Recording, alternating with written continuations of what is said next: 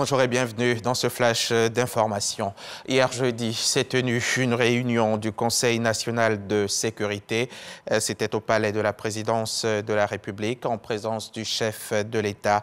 Et il a été question de la situation sécuritaire générale en Côte d'Ivoire et la situation sanitaire. Le compte-rendu de nos reporters à suivre tout à l'heure dans le 13h.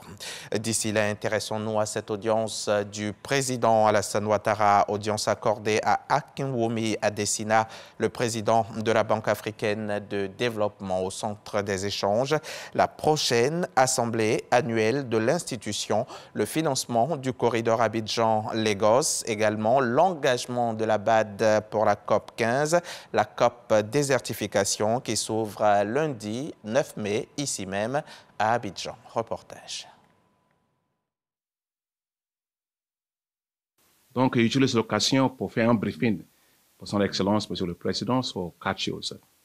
Tout d'abord, je lui avais dit concernant la COP 15 sur le combat contre la désertification qui aura lieu ici la semaine prochaine, et pour lui réaffirmer l'engagement ferme de la Banque africaine de développement pour soutenir le pays pour ça. Je lui avais annoncé que la Banque africaine de développement a donné un financement de 676 000 $ pour ça. Et aussi, nous avons aussi programmé 70 000 $ pour les groupes de négociateurs africains qui vont faire la négociation, parce que c'est comme ça que ça s'est fait.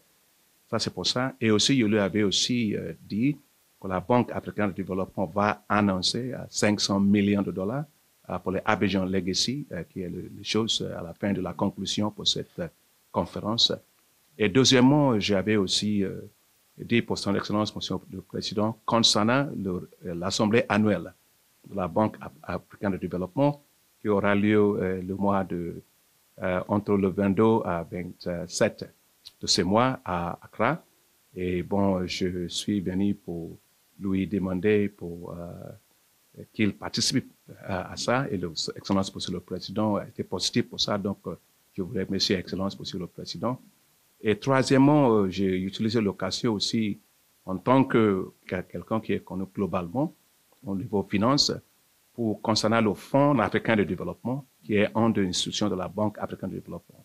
On est dans la phase de la 6e reconstitution de la FAD. Donc, je suis venu pour demander la plaidoyer de son Excellence, Monsieur le Président, pour cette reconstruction de la FAD. Et je vous remercie, Excellence, Monsieur le Président, pour ça. Et finalement, j'ai l'occasion pour venir rendre, dire au Président les résultats de le Forum d'investissement en Afrique. Comme vous le savez, son Excellence, Monsieur le Président, avait décidé de faire cette réunion ici le mois de novembre passé. Malheureusement, nous avons eu cette situation Omicron. Ça a été remporté, mais nous avons pu eu ça au niveau visuel le mois de mars. Ça a été un grand succès. Je viens de donner le résultat pour son Excellence, Monsieur le Président, que nous avons pu mobiliser 32,8 milliards de $ d'investissement pour l'Afrique. Et il y a un projet de président qui le tient vraiment au corps, c'est le projet de corridor de Lagos à Abidjan. Il m'avait dit, Akin, veillez sur ce projet-là. Donc, je viens de lui dire que bon, on avait pu mobiliser 15,6 milliards de $ américains. Et vous venez d'entendre Akinwumi Adesina, le président donc de la Banque africaine de développement, reçu par le chef de l'État hier jeudi. Son éminence, le cardinal Pietro Parolin, est lui aussi à Abidjan depuis hier jeudi. Pietro Parolin est le secrétaire d'État du Vatican. Il a donc été accueilli à son arrivée, vous pouvez le voir, par le Premier ministre et plusieurs membres du gouvernement. L'émissaire du pape François est venu prendre part à la cérémonie d'ordination de Monseigneur Jean-Sylvain Emiamambé, le premier nonce apostolique ivoirien nommé en février dernier par le Saint-Père. Les douanes ivoiriennes annoncent d'importantes déperditions au niveau de la mobilisation des recettes sur les véhicules usagés importés. La solution préconisée a été la réforme de la procédure à travers un système de dédouanement automatisé. Quelques années après le démarrage donc du Sidamoto, les résultats sont appréciables.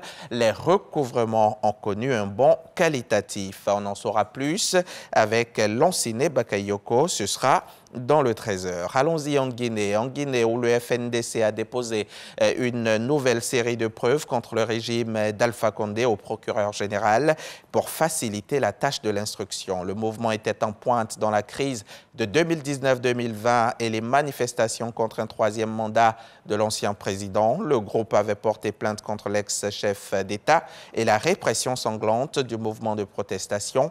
Le procureur général a alors ouvert une enquête contre Alpha Condé et 26 autres hauts responsables pour assassinat, torture ou encore enlèvement. On va refermer ce Flash Info avec cette information qui nous vient du Sénégal. 6 sages-femmes sont devant la justice depuis hier à Louga dans l'affaire Astou Sokna, du nom de cette femme enceinte de 9 mois décédée en couche à l'hôpital de Louga. Les professionnels sont inculpés pour non-assistance à personne en danger avec la famille de la défunte dénonçant des négligences du personnel de la maternité.